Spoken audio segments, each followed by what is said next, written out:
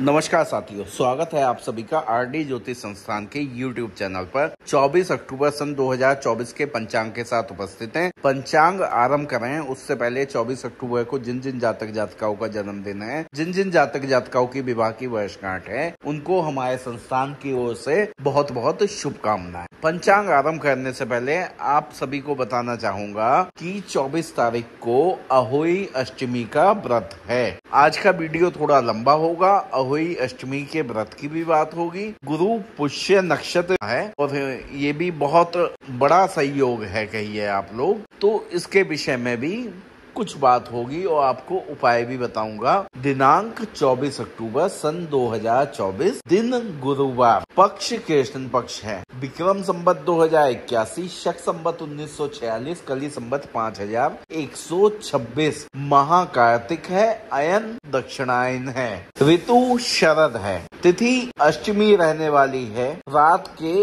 1:59:55 तक। उसके पश्चात नवमी तिथि आरंभ हो जाएगी। नक्षत्र पुष्य रहेगा अगले दिन सुबह 7:40:50 तक। कर्ण बालव रहेगा दिन में 1:37 तक। उसके पश्चात कौलव कर्ण आरंभ होगा जो रात में 1:59:55 तक रहेगा। उसके पश्चात तैतिल कर्ण आरंभ हो जाएगा। योग सिद्ध है सुबह 11:44 तक। उसके पश्चात साध्य योग आरंभ हो जाएगा। सूर्य की राशि तुला है, सूर्य नक्षत्र चित्रा है दिन के 2:34 तक। उसके पश्चात सूर्य स्वाति नक्षत्र में प्रवेश कर जाएंगे। सौर महा कार्तिक मास है। चंद्रमा की राशि कर्क है, दिशाशूल दक्षिण दिशा में है। दक्षिण दिशा में किसी भी खास प्रयोजन से यात्रा न करें। शुभ खाद जीरा है, शुभ रंग पीला और सफेद है। आइए जानते हैं सूर्योदय, सूर्यास्त, चंद्रोदय, चंद्रास्त के समय। सूर्योदय सुबह 6:27 पे होगा।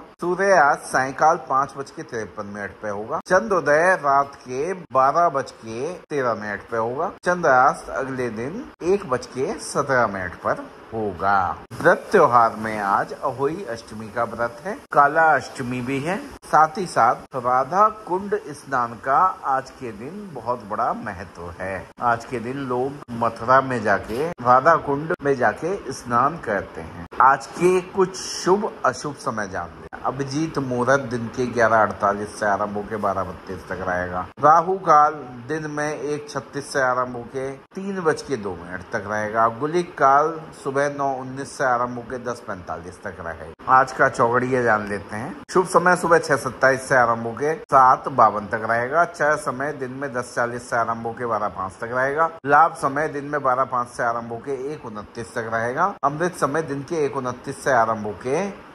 2:53 तक रहेगा। अमृत समय राहु काल का समय लगभग एक ही है, इसलिए अमृत समय मान्य नहीं होगा, राहु काल मान्य होगा। अमृत समय के दौरान कोई भी शुभ कार्य करने से बचें, यात्रा करने से बचें। प्रदोष काल शाम को 5:42 से आरंभ होकर 8:15 तक रहेगा। निश्चित काल रात में 11:39 से आरंभ होकर 12:30 तक रहेगा। विजय मुहूर्त दिन में 1:57 से आरंभ होकर 2:42 तक रहेगा। गौधुली मुहूर्त शाम को 5:30 से आरंभ होकर 5:54 तक रहेगा। ब्रह्म मुहूर्त सुबह 4:46 से आरंभ होकर 6:28 तक रहेगा। अशुभ समय दिन में 10:12 से आरंभ होकर 10:57 तक और दिन में ही 2:42 से आरंभ होकर 3:27 तक रहेगा। कुलिक समय दिन में 10:12 से आरंभ होकर 10:57 तक। कंटक समय दिन में 2:42 से आरंभ होकर 3:27 तक रहेगा। काल बेला शाम को 4:12 से आरंभ होकर 4:57 तक रहेगी। यम घट काल सुबह 7:12 से आरंभ होकर 7:57 तक रहेगा। यम गंड काल सुबह 6:27 से आरंभ होकर 7:52 तक रहेगा। आज का दिन काल 11:14:20 का है। आज का ताराबल अश्वनी, कृतिका, मृगशिरा, पुनर्वसु, पुष्य, अश्लेषा, मघा, उत्तरा फाल्गुनी, चित्रा, विशाखा, अनुराधा, ज्येष्ठा, मूल, उत्तराषाढ़ा, धनिष्ठा, पूर्व भाद्रपद, उत्तरा भाद्रपद, रेवती आज का चंद्रबल वृषभ, कर्क, कन्या, तुला, मकर, कुंभ। आज की लगनों पे नजर डाल लेते हैं। तुला लगन सुबह 5:58 से आरंभ होकर 8:18 तक रहेगी। वृश्चिक लगन सुबह 8:18 से आरंभ होकर 10:37 तक रहेगी। धनु लगन दिन के 10:37 से आरंभ होकर 12:42 तक रहेगी। मकर लगन दिन के 12:42 से आरंभ होकर 2:24 तक रहेगी। कुंभ लगन दिन के 2:24 से आरंभ होकर 3:52 तक रहेगी। मीन लगन दिन के 3:52 से आरंभ होकर 5:17 तक रहेगी। मेष लगन शाम को 5:17 से आरंभ होकर 6:52 तक रहेगी। वृष लगन शाम को 6:52 से आरंभ होकर 8:48 तक रहेगी। मिथुन लगन रात के 8:48 से आरंभ होकर 11:03 तक रहेगी। कर्क लगन रात के 11:03 से आरंभ होकर 1:24 तक रहेगी। सिंह लगन रात के 1:24 से आरंभ होकर 3:42 तक रहेगी। कन्या लगन रात के 3:42 से आरंभ होकर 5:58 तक रहेगी। तो आज का संपूर्ण सटीक विस्तृत पंचांग तो इतना था। अब वीडियो में बढ़ते हैं आगे। सबसे पहले आपको बताना चाहूंगा गुरु पुष्य नक्षत्र के बारे में। देखिए, ये बहुत बड़ा संयोग है कि आज अहोई अष्टमी का भी व्रत रखेंगी माताएं, और आज का दिन इतना अच्छा है कि पूरे दिन गुरु पुष्य नक्षत्र का मेल है। मेल कैसे होता है? गुरुवार के दिन अगर पुष्य नक्षत्र पड़ता है तो वो गुरु पुष्य नक्षत्र कहलाता है।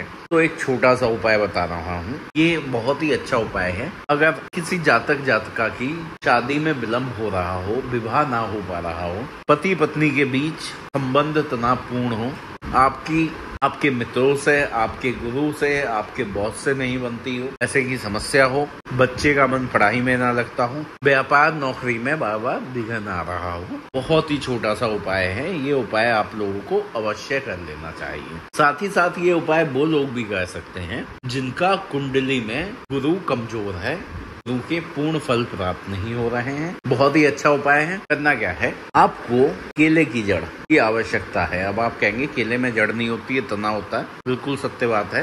केले का पेड़ जो होता है वो पूरा तना होता है, उसमें जड़ नहीं होती है, लेकिन कहा तो जड़ ही जाता है उसे। तो आपको करना क्या है, आप दिन में 11-12 बजे जाइए, हल्दी, गोली, चावल, घी का दीपक, केला, बेसन का लड्डू, चने की दाल, अक्षत, कलावा, 11 रुपए, धूप बत्ती, रुई बाती, दीपक तो जब भी बनाएगा जब रुई बाती होगी, चंदन, ये सब आप लेके काम करिएगा। आप सुबह आपको केले के वृक्ष पे सभी चीजें चढ़ा के केले के वृक्ष को निमंत्रण देना है। मैं आज अभी थोड़ी देर बाद आऊंगा, आपको अपने साथ लेके दूंगा। मेरी ये समस्या है, इसके लिए मुझे आपकी जड़ की आवश्यकता है। मैं थोड़ी सी जड़ को अपने साथ लेके चलूंगा, अपने पास रखूंगा सात्विक रूप में, जिससे आपकी कृपा मुझ पर बनी रहे। इतनी छोटी सी है, बस प्रार्थना करके आप वापस आइएगा। शाम को 3-3:30 बजे करीब आप फिर से जाइएगा, एक लकड़ी ले जाइएगा जिससे आप जड़ निकाल सकें, चीनी ले जाइएगा, बाकी जो सामग्री पहले बताई थी निमंत्रण देते समय वो फिर ले जाइएगा। कैसे मिट्टी निकाल के की सहायता से छोटी सी जड़ निकालिएगा, वो सारा सामान वृक्ष में फिर से केले को चढ़ा दीजिएगा। सावधानी पूर्वक निकालेंगे तो केले का पेड़ खराब नहीं होगा।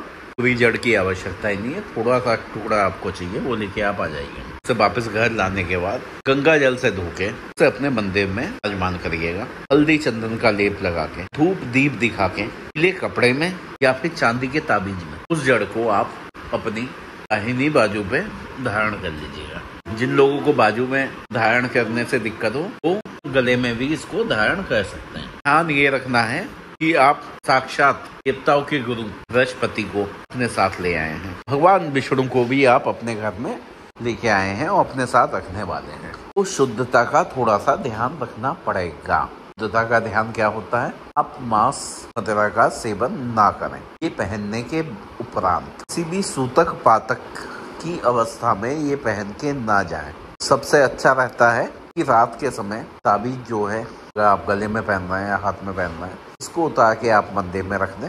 रोजाना धूप दीप दिखा के इसे पुनः वह धारण कर लें पूजा के उपरांत। ये सबसे उचित तरीका है। इससे आपका बीज भी खराब नहीं होगा, वह असर भी बहुत देगा, बहुत ही असरकारक रहेगा। छोटा सा उपाय है लेकिन बहुत काम का उपाय है, करके देखिएगा। जो करेंगे वो निश्चित तौर पे इसका लाभ ही उठाएंगे। मैं फिर कह रहा हूँ, जिन जातक जातिकाओं की विवाह में विलम्ब हो रहा है वो ये उपाय कल निश्चित तौर पे कर लें। मेरे पास फोन भी आता है, मैं अन्य उपाय भी बताता हूँ, लेकिन आप ये उपाय आप कर लीजिएगा। ऐसा योग दोबारा मिलने वाला नहीं है इतनी आसानी से। साथ ही साथ संभव हो तो एक अपराजिता का पौधा लाके अपने घर के मुख्य द्वार पे आप लगा लेंगे, ये भी बहुत लाभकारी होता है। इतना उपाय करो, जिसको जो समस्या है देखिए उसका निश्चित तौर पे निदान हो जाएगा। बात कहते हैं अहोई अष्टमी की। अहोई अष्टमी का व्रत बहुत ही बड़ा व्रत है। इस व्रत का महत्व इसलिए है, माताएं अपने पुत्र की आयु, स्वास्थ्य, शिक्षा, रोजगार सभी के लिए ये वाला व्रत करती हैं। एक शब्द में कहा जाए तो माताएं पुत्र के लिए ये व्रत कर रही हैं, जिससे उनके बच्चे को किसी तरह की कोई दिक्कत ना हो। अहोई अष्टमी पे माताएं अपनी संतान हेतु, पुत्रों हेतु ना जल ग्रहण की ये व्रत करती हैं। मतलब ये निर्जला व्रत होता है उनकी लंबी आयु, उनकी सुखमय जीवन के लिए।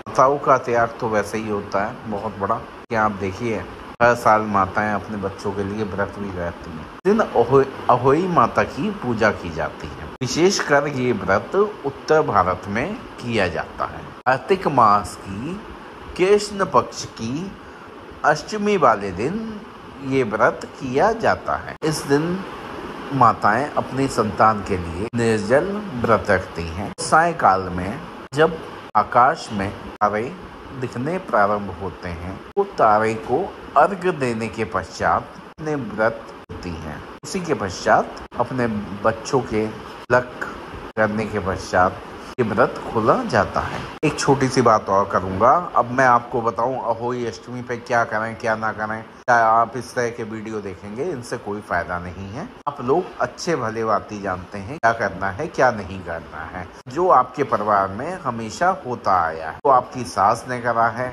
आपकी सास की सास ने करा है, वही क्रम आपको करना है। दो संयोग हैं, कार्तिक मास चल रहा है, तो कुछ तो कहना बनता है आज आप लोगों से। तो बस इतना ही कहूँगा, जिसको वीडियो अच्छा लगा हो कमेंट बॉक्स में माता अहोई की जयकारा गाकर अपनी उपस्थिति दर्ज करा दीजिएगा कि आप लोगों ने वीडियो देखा है, कि आप लोगों की इच्छा है। मैं अब प्रेशर नहीं डालूंगा, ऐसा नहीं है कि आप नहीं लगाओगे तो कुछ बुरा होगा। तो रिक्वेस्ट कर रहा हूँ, ये अच्छा लगेगा अगर आप लोग लगाएंगे। जयकारा लगेगा, निकलेगा, आपके कमेंट्स लोग पढ़ेंगे, 50 लोग पढ़ेंगे, 50 बार नाम निकलेगा, 50 बार जयकारा निकलेगा, पॉजिटिव ऑरा बनेगा आप लोगों के पास। तो फिलहाल वीडियो में इतना ही रखेंगे। आपके लिए कल एक स्पेशल वीडियो लेके आएंगे कि दिवाली किस दिन है, 31 अक्टूबर या 1 नवंबर, और उसके पीछे क्या कारण है के भी डिटेल में आपसे बात करेंगे। डेट के साथ दिवाली विशेषांक होगा। 5 दिवसीय पूजा दिवाली पर होती है, उसकी हम आपको डिटेल बताएंगे। दिवाली पे थोड़ी सी पूजा आप कर सकते हैं अपने लिए, जिससे माँ लक्ष्मी की कृपा बनी रहे। तो वीडियो को यहीं तक रखेंगे। आप सभी का वीडियो देखने के लिए बहुत बहुत धन्यवाद। आप सभी का दिन मंगलमय हो।